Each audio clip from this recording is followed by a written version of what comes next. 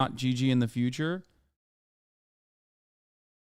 Gorgazog's on a For quantum. most of our history, human technology consisted of our brains, fire, and sharp sticks. While fire and sharp sticks became power plants and Okay, I'm gonna go pee while this plays real quick and explains quantum computers. nuclear weapons, the biggest upgrade has happened to our brains. I don't want to hear about how it's fucking propaganda or some shit. Okay, shut up and learn. Since the 1960s, the power of our brain machines has kept growing exponentially, allowing computers to get smaller and more powerful at the same time. But this process is about to meet its physical limits. Computer parts are approaching the size of an atom. To understand why this is a problem, we have to clear up some basics.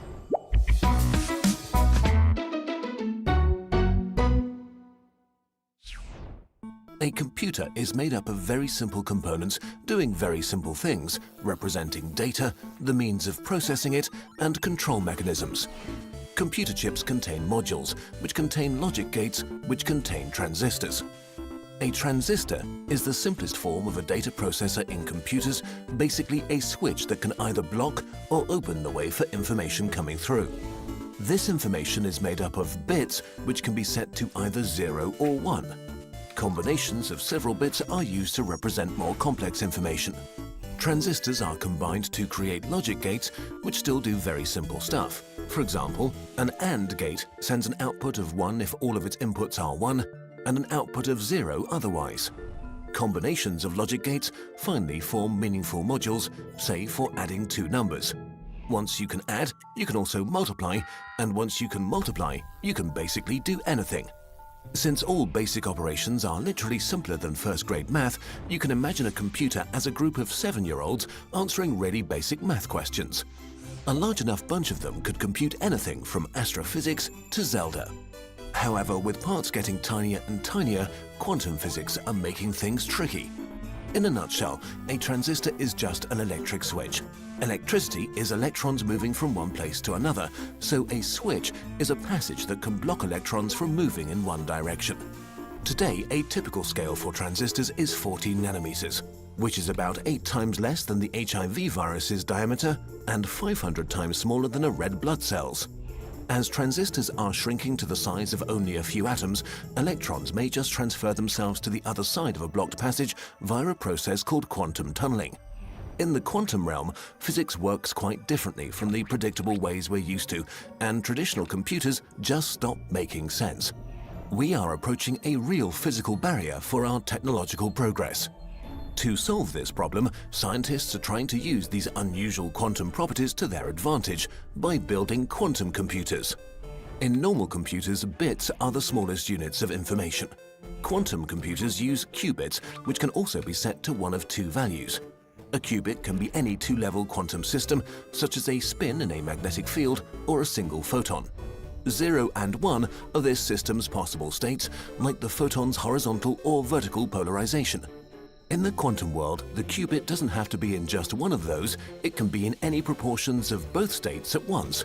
This is called superposition. But as soon as you test its value, say by sending the photon through a filter, it has to decide to be either vertically or horizontally polarized. So as long as it's unobserved, the qubit is in a superposition of probabilities for 0 and 1, and you can't predict which it will be. But the instant you measure it, it collapses into one of the definite states. Superposition is a game changer. 4 classical bits can be in one of 2 to the power of 4 different configurations at a time. That's 16 possible combinations, out of which you can use just one. 4 qubits in superposition, however, can be in all of those 16 combinations at once. This number grows exponentially with each extra qubit. 20 of them can already store 1,000,000 values in parallel. A really weird and unintuitive property qubits can have is entanglement, a close connection that makes each of the qubits react to a change in the other's state instantaneously, no matter how far they are apart. This means that when measuring just one entangled qubit, you can directly deduce properties of its partners without having to look. Qubit manipulation. They're making our fucking computers non-binary, brother. I'm sick and tired of it. That's all I got out of this goddamn bullshit. Let me tell you something, folks. I'm sick and tired of it. Okay? What do you mean? Non-binaries in our schools? non-binaries in our motherfucking computers. I don't want that shit. God damn it, Biden. Stop it now. Woke ass PCs. I just want to look up hentai. Sick and tired of it. I'll tell you what, folks. They're trans in our computers. Is a mind bender as well.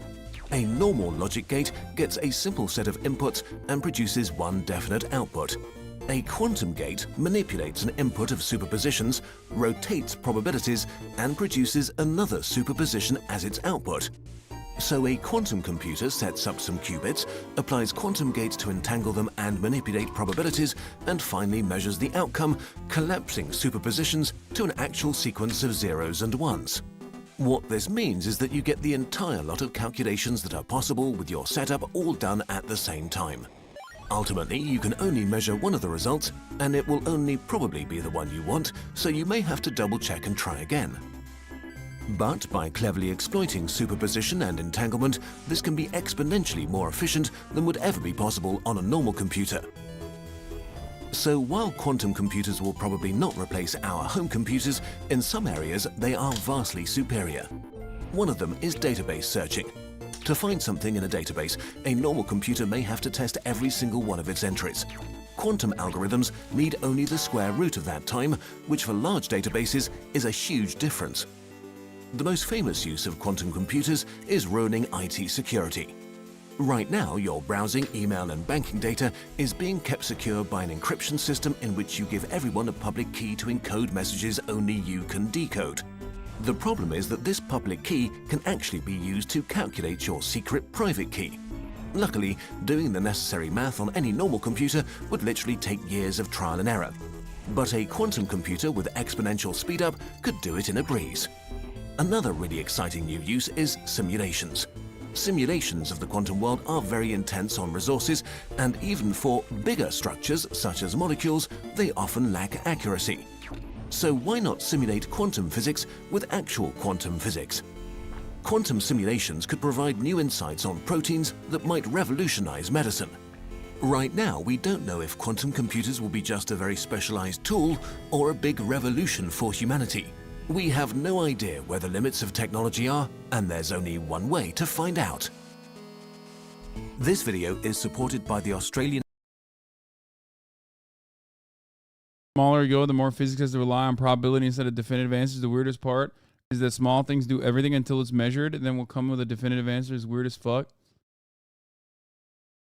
Quantum computing doesn't break current cryptography. It just makes solving the discrete logarithm problem simpler. Current state-of-the-art encryption will just become twice as easy to break, i.e. some previously unbreakable will be breakable, but will remain reasonably unbreakable. I work in cryptography at a big search company. But like, wouldn't they just then turn around and use it for... I mean, wouldn't they use quantum computers to make new... forms of encryption? Like, am I wrong about this? Yeah, it would just like, it could potentially make it, quantum resistant encryption is already being developed.